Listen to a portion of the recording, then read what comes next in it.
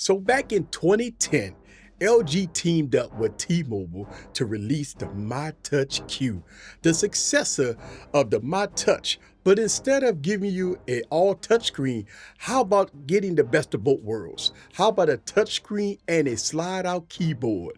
Look, at this time, you had devices like the BlackBerry Pearl and the BlackBerry Bold. Now, these devices brought in a great experience with a keyboard. But there's something about the MyTouch Q, right, that I really like. So let's go to talk about it. Welcome to Oldie But Goodie, right? Let's go and explore the T-Mobile MyTouch Q. So sit back, relax, and get your popcorn ready and follow me on this journey. Let's go.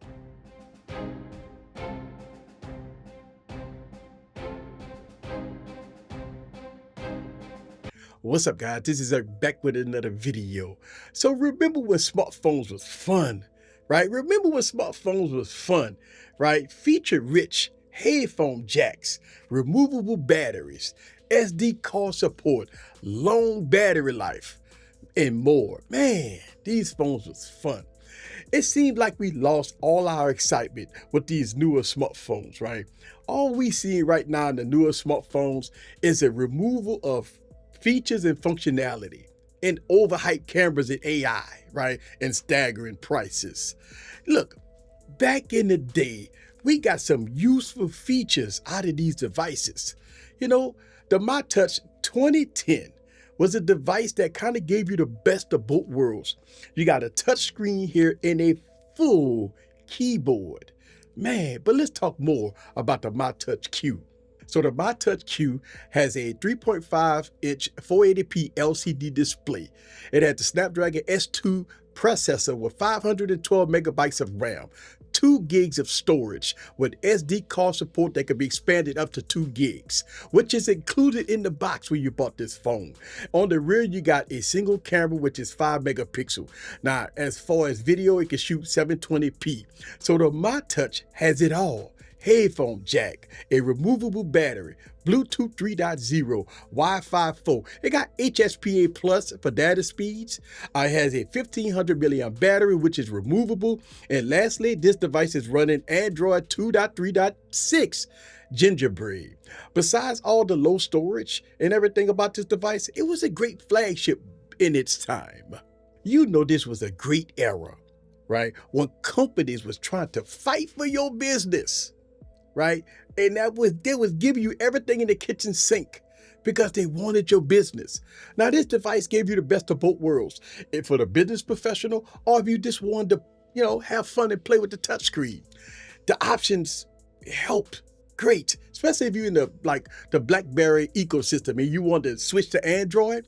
This was an option, right? The MyTouch Q was a great device, right? If you want to crank out long emails using the keyboard. Now, the touch capacitive display was okay, right? You had to really scrub kind of hard to make things happen a little bit, right? But other than that, I really enjoy using this device. I mean, this phone kind of bring back the fun in smartphones. So as I was testing the MyTouch Q and trying to test out all aspects of this phone, even though it's a 2010 device.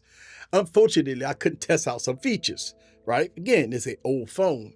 I couldn't test out features like the camera system due to the device not recognized in my SD card that I try to put in this phone. Now, the internal storage of the MyTouch Q is only 2 gigs, which only 790 megs is available for the user.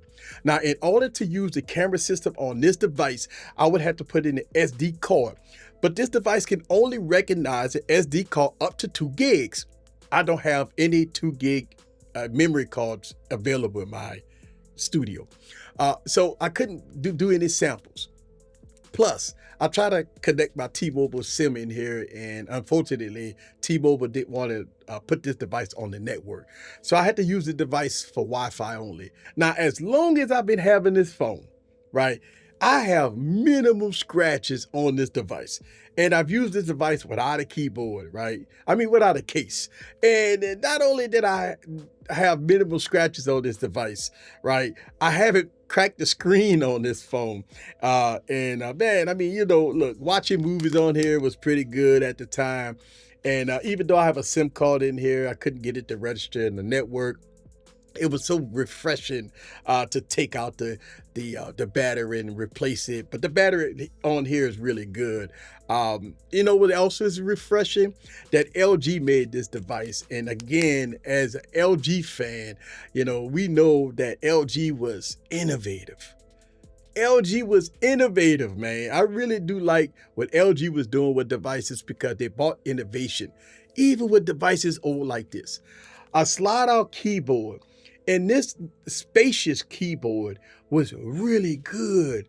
The features and functionality of the keyboard was really good. So I really do like that. But if you want to see more oldie but goodie videos, as you know, I have a huge arsenal of smartphones. I mean, ranging from way back early 2010, going way back 2008 to the very first Android device, all the way up to 2024. If you like to see these oldie but goodie videos, make sure you subscribe and hit that notification bell and check out the playlist that I have for my oldie but goodie device videos. Man, this is like the Tech Preacher. Leave your comments down below. Let me know what you think about the My Touch Q in all its glory. See you guys on the next video. Peace.